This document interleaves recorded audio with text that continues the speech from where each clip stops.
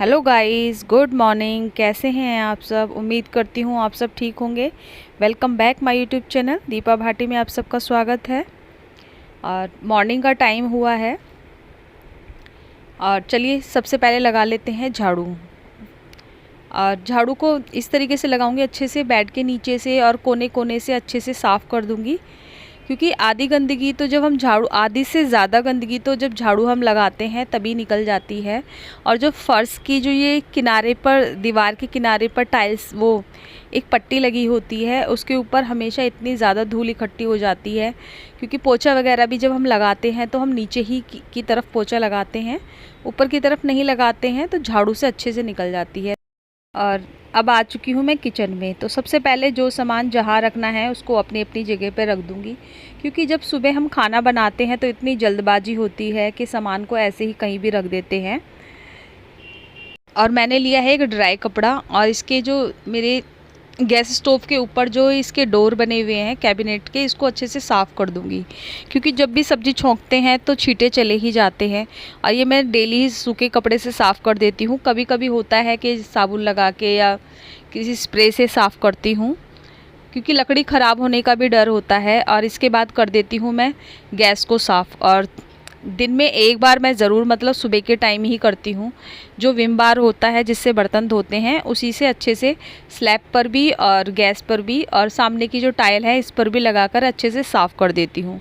और जो गैस के पीछे वाली जो थोड़ी सी साइड में जगह बची होती है उसको भी अच्छे से साफ़ करती हूँ, क्योंकि वहाँ भी छींटे चले जाते हैं। और अब धो लिए हैं मैंने बर्तन इसके बाद। और अब बारी है सिंक को साफ़ करने की, क्योंकि सिंक को साफ़ करना बहुत ज़रूरी होता है। कम से कम 2 टाइम तो मैं ज़रूर साफ़ करती हूँ, सुबह और शाम को। दिन में नहीं करती हूँ, क्योंकि दिन में इतने बर्तन भी नहीं होते हैं, हम 2 जने होते हैं और खाना वाना इतना ज़्यादा नहीं बनता है, लोग नहीं हैं ज़्यादा, हम 2 ही जने रहते हैं दिन में। और इसके बाद ये नल है, इसको भी साफ़ कर लूँगी, और सामने वाली टाइल जो है इसको भी साफ़ कर दूँगी। सिंक को साफ़ करना बहुत ज़रूरी होता है, इसलिए मैं 2 टाइम तो ज़रूर करती हूँ, क्योंकि सिंक में हमारे इतने सारे झूठे बर्तन धुलते हैं और इतना ज़्यादा, मतलब चिकनाहट होती है, किसी में कुछ होता है। अगर सिंक ही साफ़ नहीं होगा तो बर्तनों को साफ़ करने का कोई मतलब नहीं है। और अगर सिंक साफ़ नहीं लगता है तो पूरा किचन मतलब गंदा गंदा सा लगता है, इसलिए मैं 2 टाइम ज़रूर करती हूँ। अगर आप इस तरीके से करेंगे तो आपका घर हमेशा चमचमाता रहेगा, साफ़ रहेगा। कोई आ जाए घर में, कोई फ़िक्र नहीं होती है, कभी भी आ जाए। चलिए, सिंक मेरा साफ़ हो चुका है। इसके बाद कर लेती हूँ मैं ये जो नीचे के ड्रॉजेस हैं इनको साफ़, क्योंकि जब भी मैं बर्तन धोती हूँ तो छींटे चले ही जाते हैं साबुन के, पानी के, तो वो बाद में उसके धब्बे नज़र आते हैं, इसलिए मैं इसको डेली ही साफ़ कर देती हूँ। और जो गैस स्टोव के ऊपर जो बटन्स लगे हुए हैं, स्विच जो हैं, स्विच बोर्ड जो है, उसको भी साफ़ कर दूँगी, क्योंकि किचन का काम है तो चिकनाहट आ ही जाती है। और इसके बाद बारी है, कुछ बॉटलें पानी की खाली पड़ी हुई थी, मैंने सोचा साथ के साथ इसका ये काम भी निपटा देती हूँ। और बोतलों को भर लेती हूँ। और जो ये साइड में इसका पाइप लगा होता है, इसमें से पानी को स्टोर कर लेती हूँ, क्योंकि जो भी फ़िल्टर का पानी वेस्ट जाता है उसको मैं बाल्टी में या किसी में स्टोर कर लेती हूँ, ताकि बाद में या तो पोछा लगा लेती हूँ उससे या फिर पौधों में डाल देती हूँ। पानी को वैसे भी हमें सेव करना चाहिए। मेरा हो चुका है ख़त्म। अब आ गई हूँ मैं डस्टिंग करने के लिए।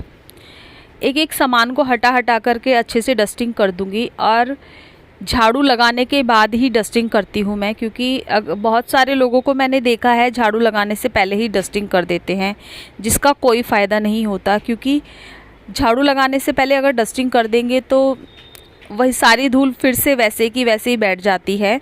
और अच्छे से डस्टिंग कर दूँगी।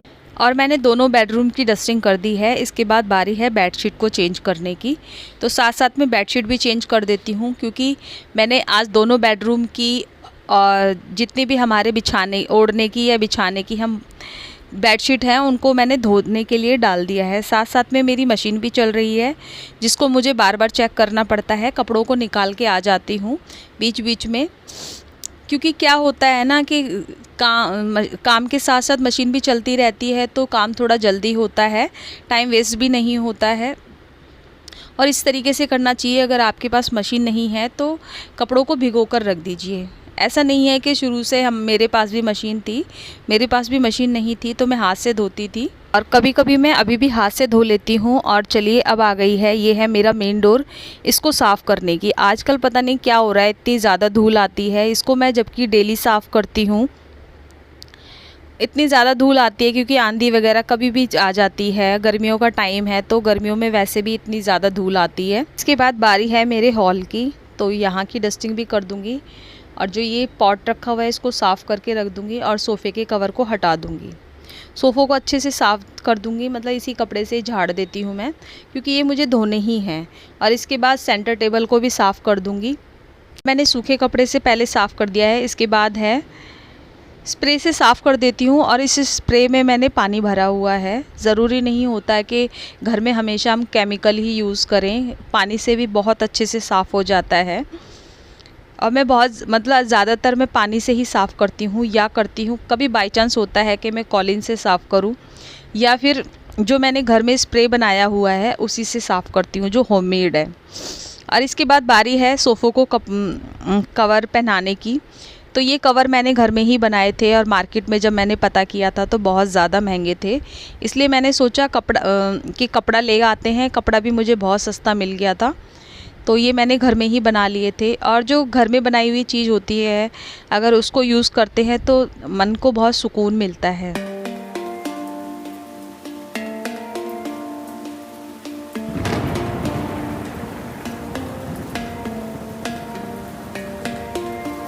और अब बिछा दूंगी सेंटर टेबल पर। मैं हमेशा सीधा सीधा ही बिछाती हूँ, लेकिन आज थोड़ा सा उसको तिरछा करके बिछाऊंगी, देखने में भी सुंदर लग रहा है।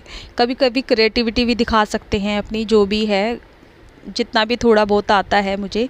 और उसके ऊपर रख दिया है मैंने एक मनी प्लांट, जो मैंने पानी में ग्रो कर रखा है। घर में आप अगर एक दो भी अगर ग्रीन प्लांट रख लेते हो, उसके घर की वैसे ही खूबसूरती बढ़ जाती है।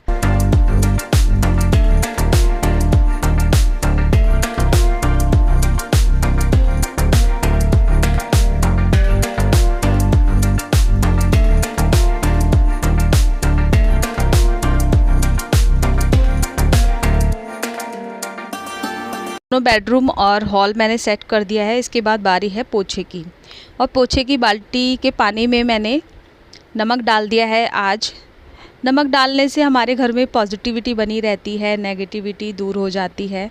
इस तरीके से ही मैं कभी फ़िनाइल डाल देती हूँ, और कभी डाल लेती हूँ उसके अंदर जो हमारा वॉशिंग पाउडर होता है, डिटर्जेंट पाउडर होता है, उसको डाल लेती हूँ। और कभी कभी क्या करती हूँ, थोड़ा गर्म पानी और पाउडर को, मतलब डिटर्जेंट पाउडर को मिला करके डाल लेती हूँ, जिससे फ़र्श हमेशा चमकता रहता है। अगर इस तरीके से साफ़ करेंगे तो आपको कभी भी रगड़ने की ज़रूरत नहीं पड़ेगी, और बैठकर पोछा लगाइए, आपकी हेल्थ के लिए भी अच्छा होगा। और मैं बहुत टाइम से नहीं लगा रही थी, क्योंकि मेरे पैर में और बैक पेन हो रहा था मुझे, इसलिए मैं कभी कभी फिर वाइपर से लगा देती थी।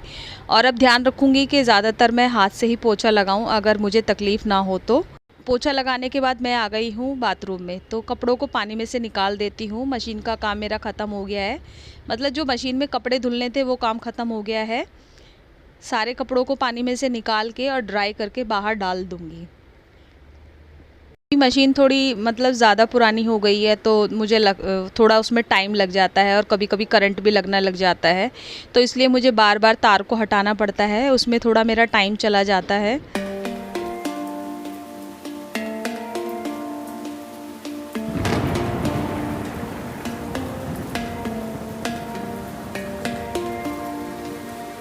को सुखा करके और नहा करके मैं आ गई हूँ किचन में। और किचन में आने के बाद मैंने सबसे पहले मैक्रोनी को उबाला, और मैक्रोनी मेरी उबल चुकी है। और कढ़ाई में मैंने डाल दिया है तेल, रिफाइंड डाला है, उसमें हल्का सा ज़ीरा डाल दिया है, ज़ीरे वाली बनाऊंगी मैं। और जो पेस्ट बनाया था मैंने टमाटर हरी मिर्च का, उसको डाल दिया है, और हल्की सी मिर्च और हल्दी डाल दी है, और टेस्ट के अनुसार डाल दिया है नमक, और थोड़ी सी डाल दी है केचप सॉस, टमाटो केचप, और थोड़ा मैंने एक शिमला मिर्च काट ली थी वो डाल दी है, और जो मैक्रोनी बॉईल की हुई थी उसको डाल दिया है, और अच्छे से मिला दूंगी। क्योंकि डेली हम रोटी सब्जी खाते हैं, चावल दाल चावल खाते हैं। तो बेटे ने बोला मम्मा आज बना लो मैक्रोनी, क्योंकि बहुत दिन हो गए थे मैक्रोनी वगैरह बनाए हुए। तो मैंने सोचा चलो बना लेते हैं, कभी कभी तो चल जाता है। रीज़न से आपको अच्छा लगा हो तो प्लीज़ मेरे चैनल को लाइक करें, शेयर करें और कमेंट करें। अगर मेरे चैनल पर नए हैं तो प्लीज़ सब्सक्राइब करें। इसके साथ ही एंड करती हूँ। Bye bye, take care.